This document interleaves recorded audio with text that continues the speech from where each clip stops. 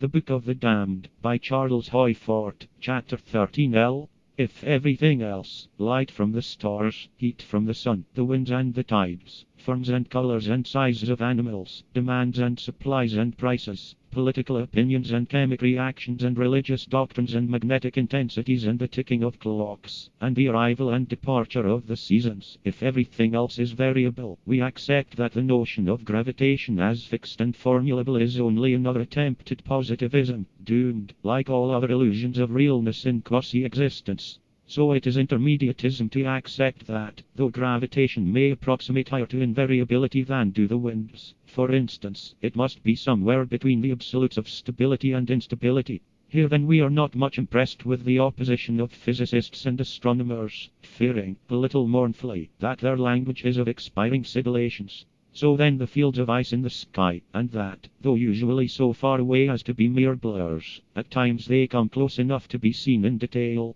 For description of what I call a blur, see Popular Science News, February 1884. Sky, in general, unusually clear, but, near the sun, a white, slightly curdled haze, which was dazzlingly bright. We accept that sometimes fields of ice pass between the sun and the earth. That many strata of ice, or very thick fields of ice, or superimposed fields would obscure the sun. That there have been occasions when the sun was eclipsed by fields of ice. Flammarion, The Atmosphere, page 394. That a profound darkness came upon the city of Brussels, June 18, 1839. There fell flat pieces of ice, an inch long. Intense darkness at Aitkin, Minnesota, April 2, 1889. Sand and solid chunks of ice, reported to have fallen. Science, April 19, 1889. In Simmons, Meteorological Magazine, Volume 32, page 172, are outlined rough-edged by smooth-surfaced pieces of ice that fell at Manassas, Virginia, August 10, 1897. They looked as much like the roughly broken fragments of a smooth sheet of ice as ever have roughly broken fragments of a smooth sheet of ice looked. About 2 inches across, and 1 inch thick.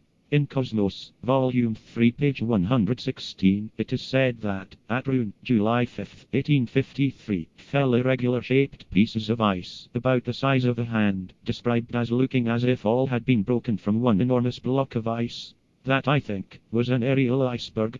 In the awful density, or almost absolute stupidity of the 19th century, it never occurred to anybody to look for traces of polar bears or of seals upon these fragments. Of course, seeing what we want to see, having been able to gather these data only because they are in agreement with notions formed in advance, we are not so respectful to our own notions as to a similar impression forced upon an observer who had no theory or acceptance to support. In general, our prejudices see and our prejudices investigate, but this should not be taken as an absolute.